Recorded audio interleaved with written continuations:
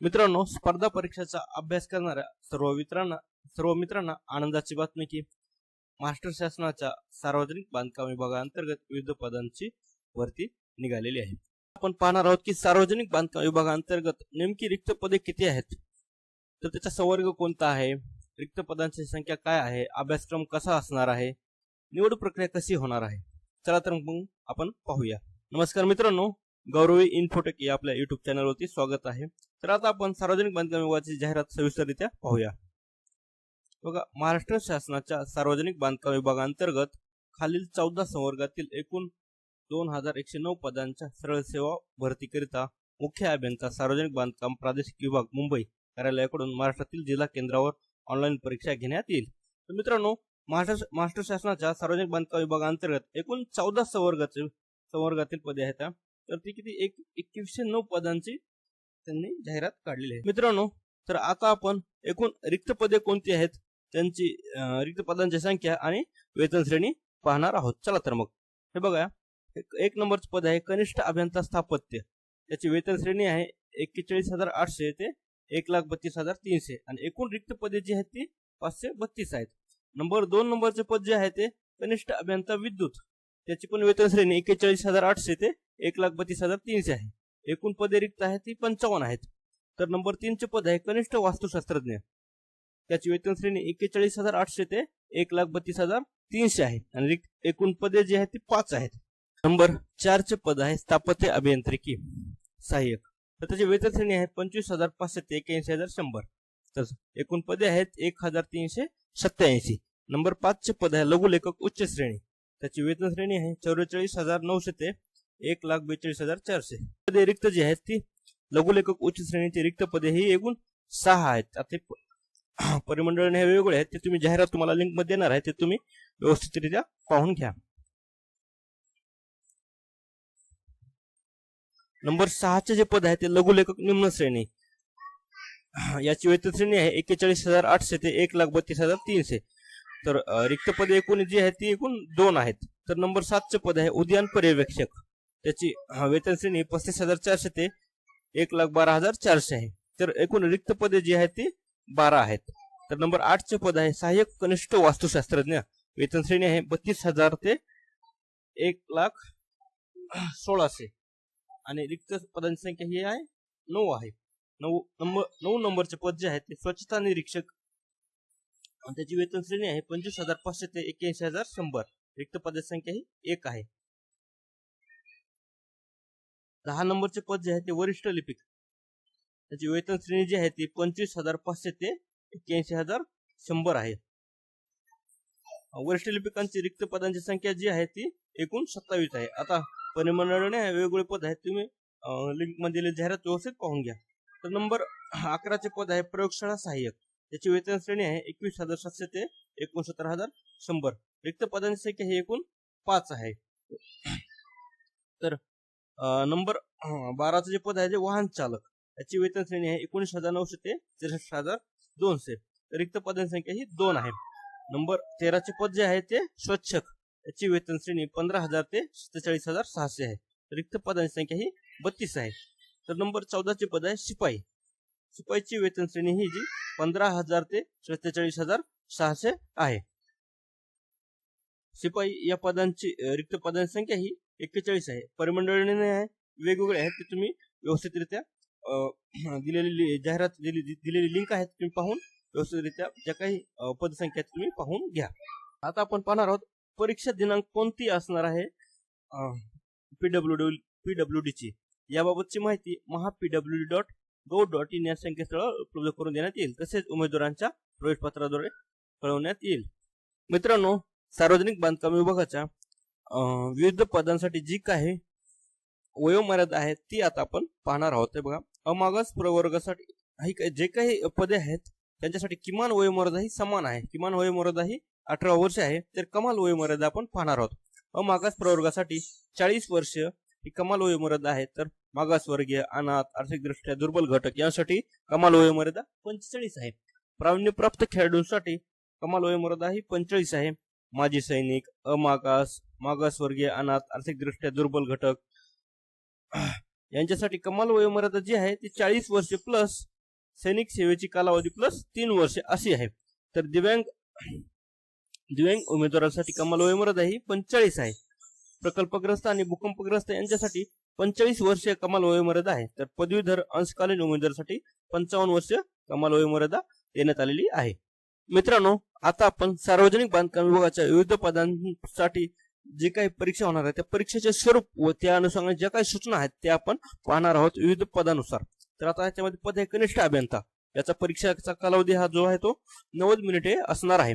यामध्ये विषय कोणते कोणते ते आपण आता पाहूया. हे बघा, मराठी, इंग्रजी, सामान्य ज्ञान, बौद्धिक चाचणी यासाठी 25 प्रश्न असतील आणि गुण हे 50 असतील. तर तांत्रिक अभ्यासक्रमावर आधारित हे 75 प्रश्न आणि 150 गुण असतील. तर एकूण गुण याच्यामध्ये 100 प्रश्न असतील आणि गुण हे 200 असणार आहेत. तर कनिष्ठ अभियंता विद्युत यांचा कालावधी सुद्धा, या परीक्षेचा कालावधी सुद्धा 90 मिनिटे असणार आहे. तो सुद्धा कनिष्ठ अभियंता स्थापत्य याप्रमाणेच असणार आहे. एकूण प्रश्न 100 असतील आणि गुण हे 200 असणार आहेत. त्याचप्रमाणे कनिष्ठ वास्तुशास्त्रज्ञ या परीक्षेचा कालावधी सुद्धा 90 मिनिटे असणार आहे. अभ्यासक्रम सुद्धा विद्युत, कनिष्ठ अभियंता स्थापत्य आणि विद्युत याप्रमाणे असणार आहे. 100 प्रश्न असतील आणि त्यासाठी 200 गुण देण्यात येणार आहेत. तर आता आपण नंबर 4चं पद स्थापत्य अभियांत्रिकी सहाय्यक याचा परीक्षा कालावधी सुद्धा 90 मिनिटे आहे. त्यामध्ये विषय मराठी, इंग्रजी, सामान्य ज्ञान, बौद्धिक चाचणी 25 प्रश्न आणि 50 गुण असणार आहेत. तांत्रिक अभ्यासक्रमावर आधारित 75 प्रश्न आणि 150 गुण असतील आणि एकूण हे प्रश्न हे 100 असतील आणि गुण हे 200 असणार आहेत. त्यानंतर जे पाचवे जे पद आहे ते लघुलेखक उच्च श्रेणी. परीक्षेचा कालावधी हा 45 मिनिटे असणार आहे. यामध्ये मराठीसाठी 15 प्रश्न आणि गुण 30 असणार आहेत. इंग्रजीसाठी 15 प्रश्न 30 गुण, सामान्य ज्ञानासाठी 15 प्रश्न 30 गुण, बौद्धिक चाचणीसाठी 15 प्रश्न 30 गुण, व्यावसायिक परीक्षेसाठी 80 गुण असणार आहेत. एकूण गुण हे 200 असणार आहेत. मित्रांनो, लघुलेखक उच्च श्रेणी आणि निम्न श्रेणीसाठी व्यावसायिक चाचणी घेण्यात येणार आहे. व्यावसायिक चाचणी ही 80 गुणाची घेण्यात येणार आहे. त्यानंतरचे पद आहे लघुलेखक निम्न श्रेणी. लघुलेखक निम्न श्रेणीचा अभ्यासक्रम सुद्धा हा लघुलेखक उच्च श्रेणी प्रमाणेच आहे. त्यानंतरचे 7वे जे पद आहे ते आहे उद्यान पर्यवेक्षक. परीक्षेचा कालावधी हा 90 मिनिटे असणार आहे. तर यामध्ये मराठी, इंग्रजी, सामान्य ज्ञान, बौद्धिक चाचणीवर 25 प्रश्न आणि 50 गुण असणार आहेत. तांत्रिक अभ्यासक्रमावर आधारित 75 प्रश्न आणि गुण 150 असणार आहेत. एकूण गुण हे 100 प्रश्न असणार आहेत आणि गुण हे 200 असणार आहेत. 8 नंबरचे पद आहे सहाय्यक कनिष्ठ वास्तुशास्त्रज्ञ. यासाठी परीक्षेचा कालावधी सुद्धा 90 मिनिटे आहे. एकूण 25 प्रश्न हे जे आहेत ते मराठी, इंग्रजी, सामान्य ज्ञान, बौद्धिक चाचणी यावर असतील आणि गुण हे 50 असणार आहेत. तांत्रिक अभ्यासक्रमावर आधारित 75 प्रश्न आणि गुण 150 जाणार आहेत. एकूण प्रश्न हे 100 आणि गुण हे 200 असणार आहेत. नंबर 9वे पद जे आहे ते स्वच्छता निरीक्षक. याचा कालावधी सुद्धा हा 90 मिनिटे आहे. यामध्ये मराठी, इंग्रजी, सामान्य ज्ञान, बौद्धिक चाचणीसाठी प्रत्येक 6 प्रश्न असतील. यामध्ये 25 प्रश्न आणि 50 गुण असणार आहेत. तांत्रिक अभ्यासक्रमावर आधारित 75 प्रश्न असतील आणि त्याला एकूण 150 गुण असणार आहेत. एकूण प्रश्न हे जे 100 असणार आहेत आणि गुण हे 200 राहणार आहेत.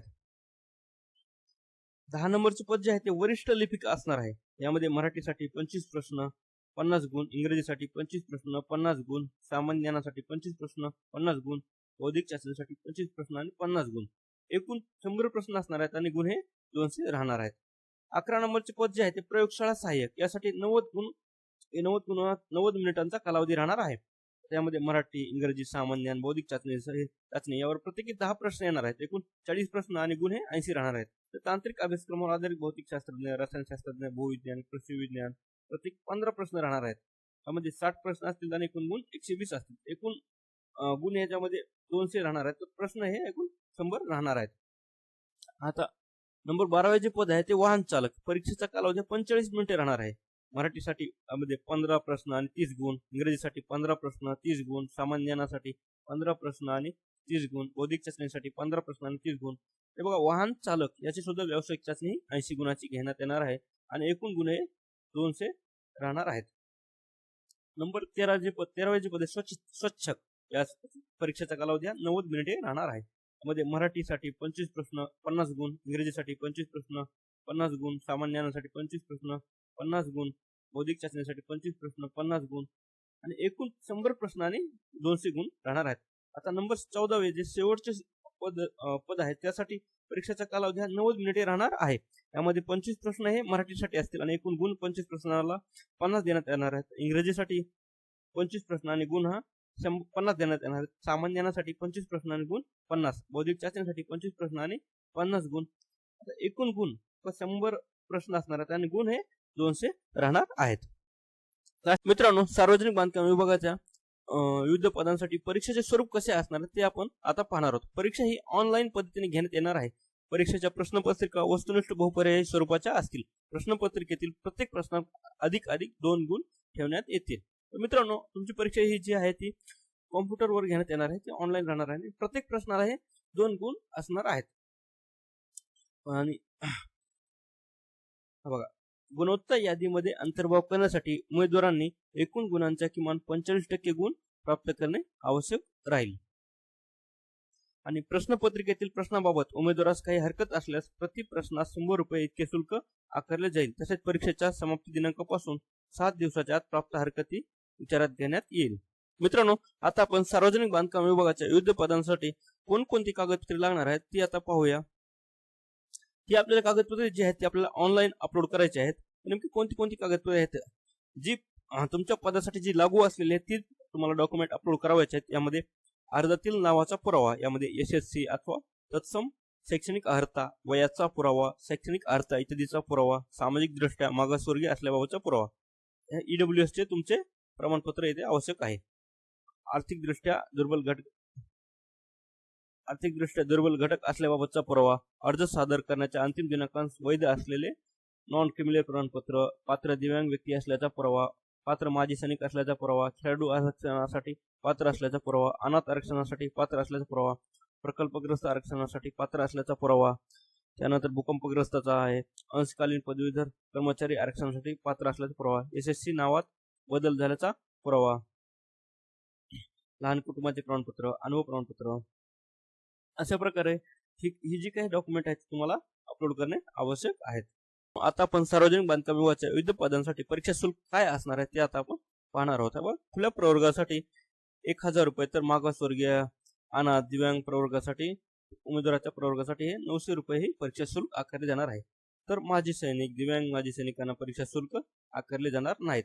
उपरोक्त परीक्षा शुल्क व्यतिरिक्त बँक चार्जेस तसेच इतर देय कर अतिरिक्त असतील. म्हणजे काही चार्जेस असतील इतर अतिरिक्त कर ते तुम्हाला त्यावर लागून येणार आहेत. परीक्षा शुल्क ही नॉन रिफंडेबल राहणार आहे. ती तुम्ही फीस जी आहे तुम्ही ऑनलाईन पद्धतीने सुद्धा भरू शकतात. सार्वजनिक बांधकाम विभागाच्या विविध पदांसाठी अर्ज सादर करण्याचा कालावधी काय आहे तो आपण पाहूया. अर्ज सादर करण्याचा कालावधी हा 16 ऑक्टोबर 2023 ते दिनांक 6 नोव्हेंबर 2023 असा राहणार आहे.